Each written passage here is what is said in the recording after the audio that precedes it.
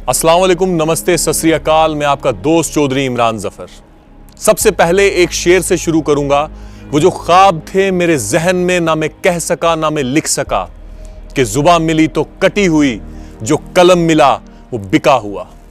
जी हां, आज मैं उन्हीं बिके हुए लोगों की बात करूंगा जो कि सिर्फ टीआरपी के पीछे अपने देश को बर्बाद करने की कोशिश कर रहे हैं। दोस्तों, अर्नब गोस्वामी और पार्थोदास गुप्ता जी की चैट जो है वो आज चर्चे में है। पार्थोदास गुप्ता जी कौन है? पार्थोदास गुप्ता जी BARC के CEO रह चुके हैं। अब ये BARC का क्या मतलब है?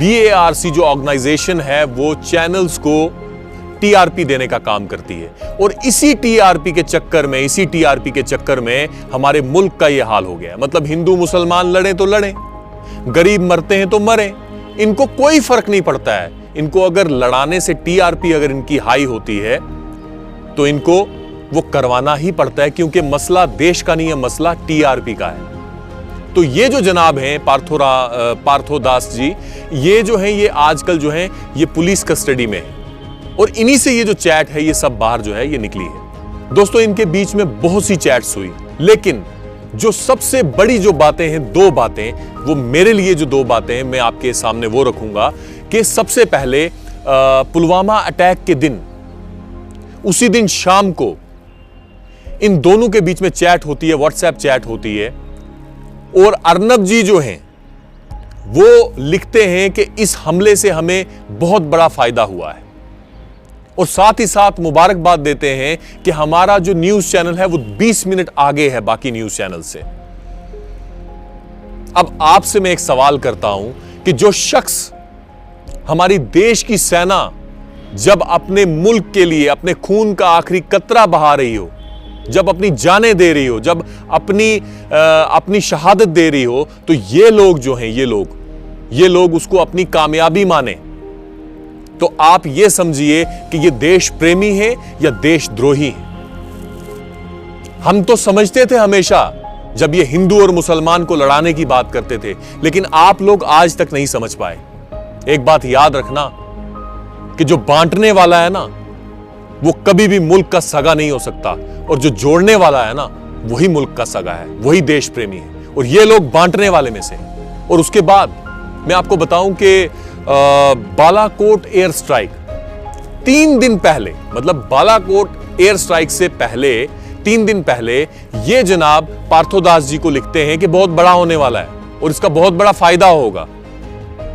मतलब आपके लिए ये बड़ी बात हो ना हो, लेकिन मेरे लिए इतनी बड़ी बात है कि जो हमारी मिलिट्री की टॉप सीक्रेट बातें हैं वो ऐसे लोगों के हाथ में हो, तो मैं ये समझता हूं कि हमारा देश खतरे में है, हम और आप खतरे में हैं, हमारी भारतीय सेना जो है वो खतरे में है।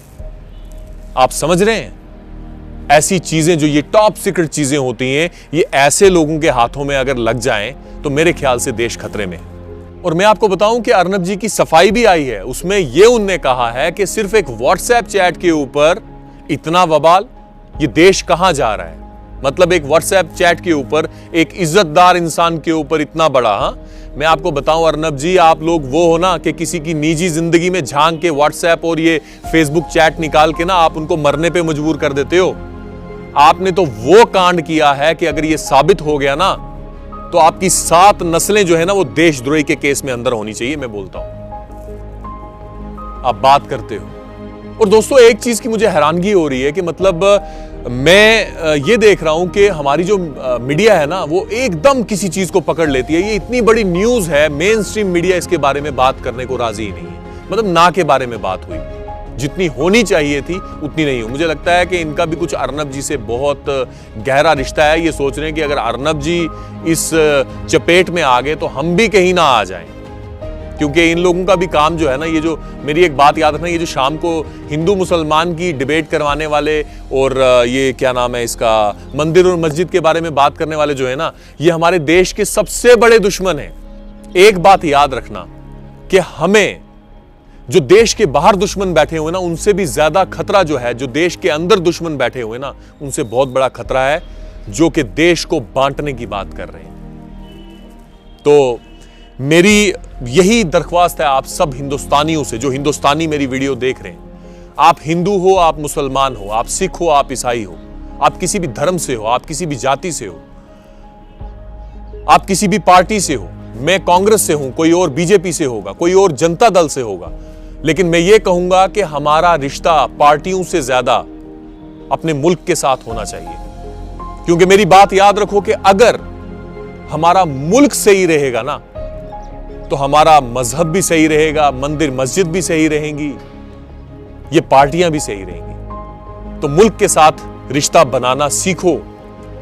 और गलत कोई भी है, चाहे कांग्रेस है, चाहे बीजेपी है, चाहे जनता दल है, चाहे हिंदू है, चाहे मुसलमान है, उसको गलत कहना सीखो। ये मत सोचिए कि अगर ये इस पार्टी का है तो ये देशद्रोही नहीं हो सकता है, या ये इस चैनल से है ये देशद्रोही नहीं हो सकता है। बात को समझिए, रिश्ता बनाना है तो अपने मुल्क से बनाइए और अपने मुल्क को बचाइए। ये मेरी दरख्वास्त है।